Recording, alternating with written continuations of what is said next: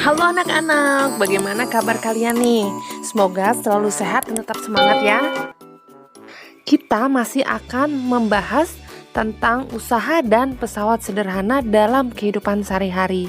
Namun kali ini akan kita fokuskan ke pesawat sederhana tipe katrol, bidang miring, dan roda berporos. Karena materi tentang usaha dan pesawat sederhana tipe pengungkit sudah kita bahas di video sebelumnya. Pertama, mari kita bahas tentang katrol. Berdasarkan jenisnya, katrol dibagi menjadi 3, katrol tetap, katrol bebas, dan katrol majemuk. Katrol tetap ini adalah katrol yang porosnya dipasang di suatu tempat sehingga ketika digunakan tidak berpindah tempat.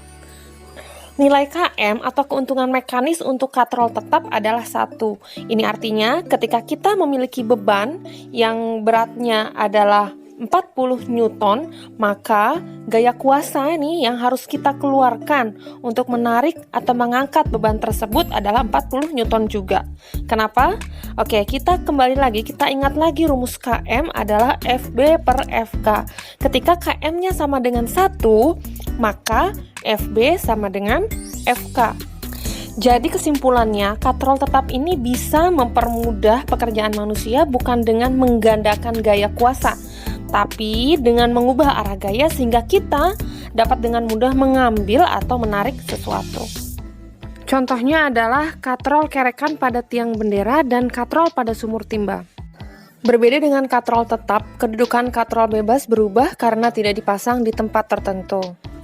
Nilai keuntungan mekanis untuk katrol bebas adalah 2. Jadi ini kalau kita memasukkan KM sama dengan 2 ke persamaan KM yang kemarin sudah kita pelajari, maka kita akan memperoleh FK-nya sama dengan setengah dari FB.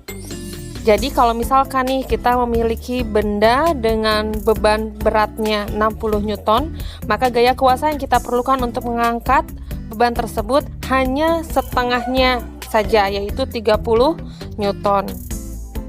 Nah, jadi katrol bebas ini bisa mempermudah pekerjaan manusia dengan cara melipat gandakan gaya, sehingga gaya kuasa yang kita perlukan, yang kita berikan untuk mengangkat suatu benda ini menjadi lebih kecil daripada gaya beban. Katrol jenis ini biasanya kita temukan di pelabuhan yang digunakan untuk mengangkat peti kemas. Agar gaya kuasa yang diberikan untuk mengangkat benda menjadi semakin kecil, maka diperlukanlah katrol majemuk. Katrol majemuk merupakan gabungan dari katrol tetap dan katrol bebas yang dirangkai menjadi satu sistem yang terpadu.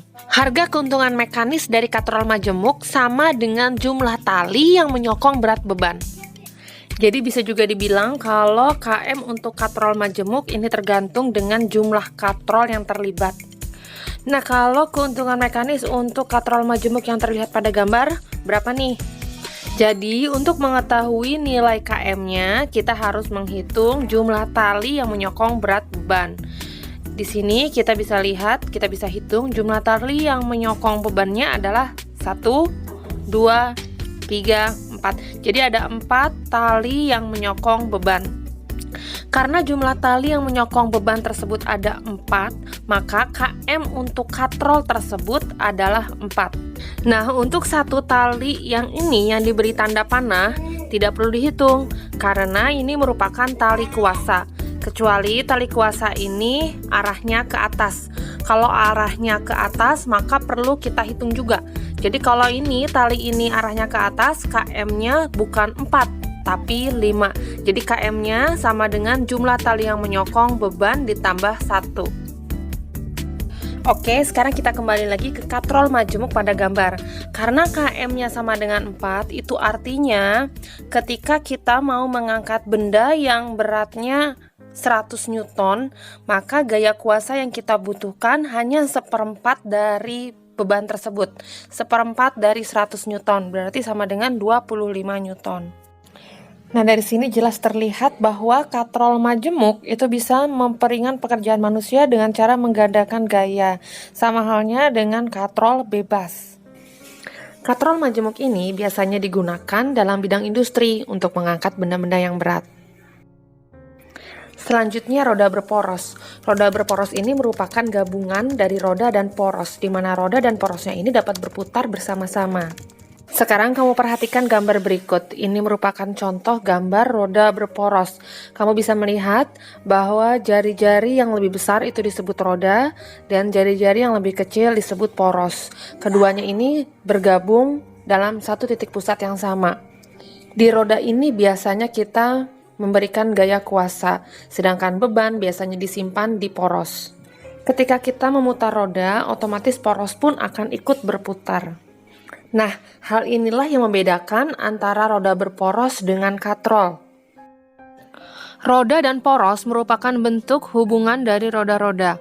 3 hubungan roda-roda yang perlu kamu ketahui. Yang pertama adalah 2 roda di poros yang sama atau di pusat yang sama. Contohnya adalah setir mobil. Kemudian yang kedua adalah 2 roda saling bersinggungan. Contohnya mesin atau gear yang terdapat pada jam tangan. Dan yang ketiga, 2 roda dihubungkan dengan tali. Ini contohnya terdapat pada gear sepeda.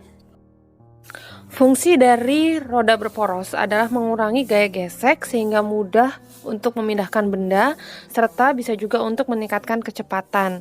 Nah, hubungan antara jari-jari roda dengan jari-jari poros itu bisa digunakan untuk menentukan harga keuntungan mekanisnya, di mana KM sama dengan jari-jari roda dibagi dengan jari-jari poros.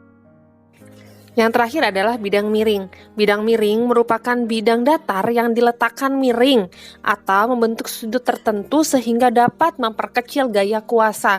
Jadi di sini terlihat bahwa bidang miring ini fungsinya adalah untuk menggandakan gaya. KM bidang miring rumusnya adalah L per H, di mana L adalah panjang bidang miring dan H adalah tinggi bidang miring. Salah satu contoh penerapan bidang miring dalam kehidupan sehari-hari adalah tangga.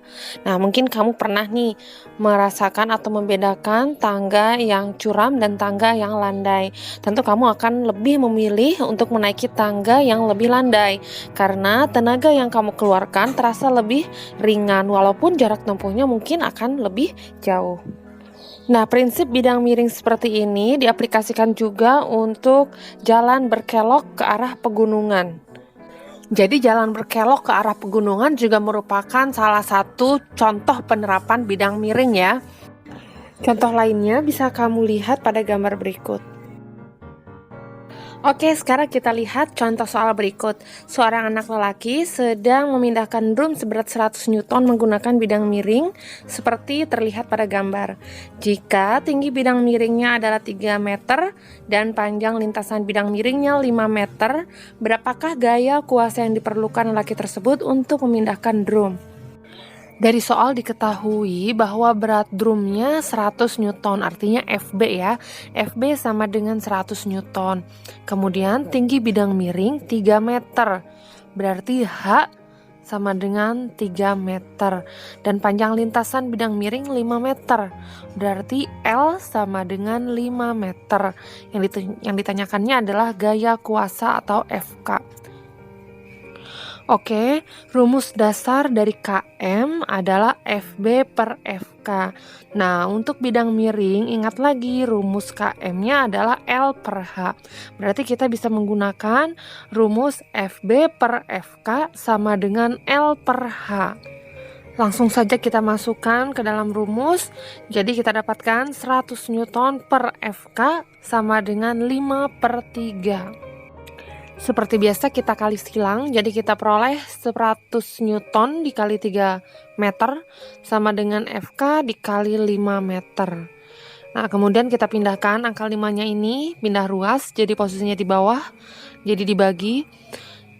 Jadi nanti kita peroleh 100 Newton dikali 3 meter dibagi 5 meter.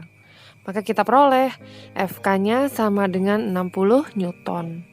Jadi, gaya kuasa yang diperlukan lelaki tersebut untuk memindahkan drum adalah sebesar 60 Newton.